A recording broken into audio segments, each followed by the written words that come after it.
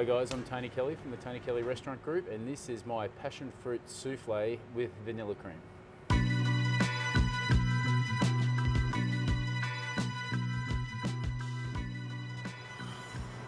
Souffles didn't really come mainstream cooking until sort of the 1830s, 1840s, and it was really, it was Escoffier that sort of made it a symbol of sophistication. A lot of people get scared of souffle, and there's nothing to be really scared about. So, yeah, let's make a start. Let's hook into it. So we're going to do a fruit souffle, and today passion fruit because it's epically in season at the moment. And if you take a look, look how thick.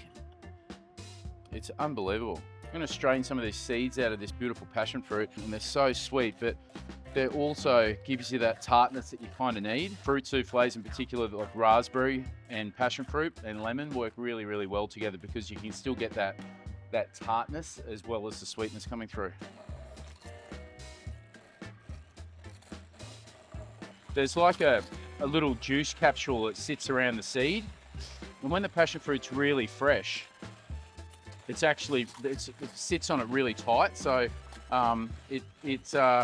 it's really good to blend. It won't change the consistency of it all.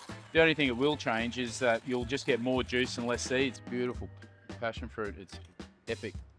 Put a teaspoon of vanilla in it, and then I'm going to sit that on the stove and bring it up to a simmer. I'm going to get my souffle ramekin. Now, we're a bit fancy here at Market, so we've got these little copper pots.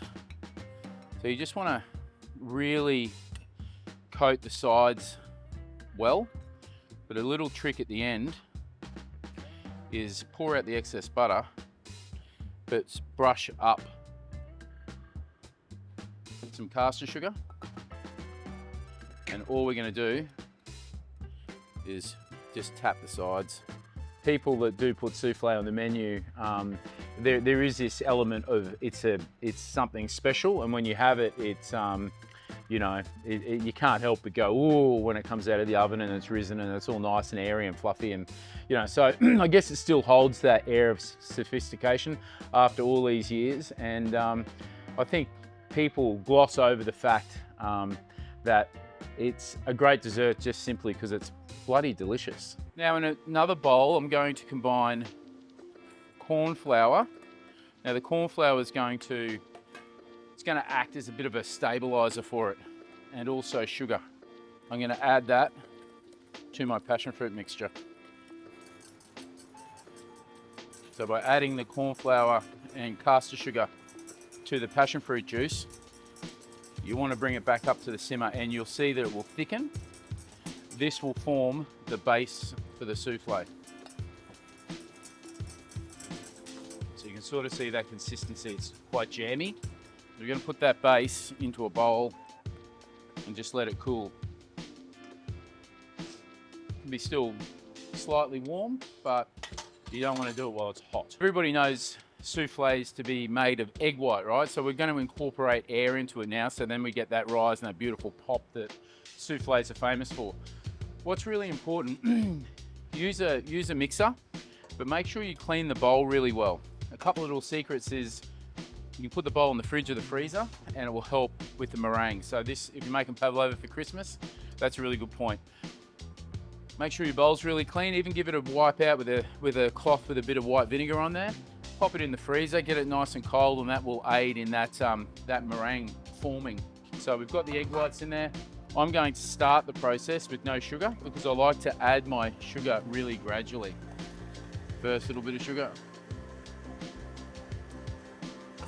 What I'm trying to do with this is I'm trying to get the same consistency as marshmallow, so it's a little bit velvety rather than too aerated. It gets that velvet sort of mousse by adding the sugar slowly. This is where you need to, with souffles, you need to be ready now because it's just starting to come together. Last little bit of sugar. And once you realise that it's not that intimidating to do these, they're a real crowd pleaser when you're having a dinner party and you tell everybody you're doing souffle. It always gets the whole ooh souffle. Yeah. You can sort of see that is the That's the consistency you're chasing. Never do one, you always do two, just in case one goes to shit. So today we're going to do one. So I'm breaking my golden rule. Don't start a souffle until you're ready to eat it. So you need to be making it, cooking it, and serving it. So when you finish it, have all your ingredients weighed out, and then from there, have your main course. If you're cooking at home, or when you come to a restaurant, it's the same thing. Cooking at home, just clear all your main plates, whip those egg whites, and 20 minutes later you'll be eating a souffle. That's why 99% of the time in a restaurant environment, it'll always have written at the bottom of the menu that you need to wait 15 to 20 minutes for your souffle, because we are literally making and cooking them to order. We're going to make a little passion fruit cream to go with it. A little bit of fresh cream, a little bit more vanilla, about a teaspoon of caster sugar. Now all I'm trying to do here is incorporate the vanilla and that sugar. I really don't want this sweet, and I certainly don't want it thick. Now this souffle base, now it's cooled down, still a little bit warm. You can see how thick it is. That's really nice. Big scoop of meringue in there, egg whites, and I'm just going to loosen that up. All I'm trying to do is get that loose, which I've done now. That's really nice. Now, this is where you just want to be a little bit gentle. This is where you're going to incorporate your lift. So, all I'm doing now is chopping and folding. Chopping, folding. All of that air that's in that meringue is going to aid and assist in the lift of the souffle. What we want to try and do is you want to try and get it, make sure you get it right into the container. So the first, just want to press it down, make sure it's in there.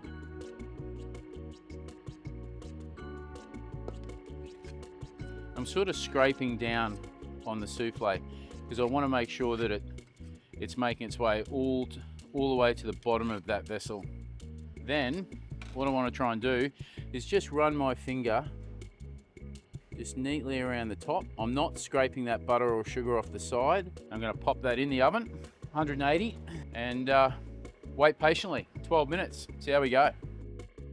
Righto. This is the souffle. Righto.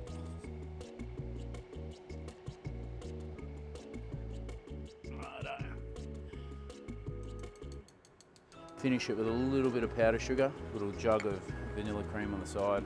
Just the top, nice and gently. Then grab your vanilla cream and just pour it in. That, my friends, is pretty bloody good and relatively simple if you ask me. Thanks so much for watching, guys. It's a pleasure to bring this TKRG YouTube channel to life. It's been a passion of mine and Corey's now for a few years, and to see these videos rolling out and to finally get a chance to cook for you guys, it's a real pleasure, and I look forward to doing a few more.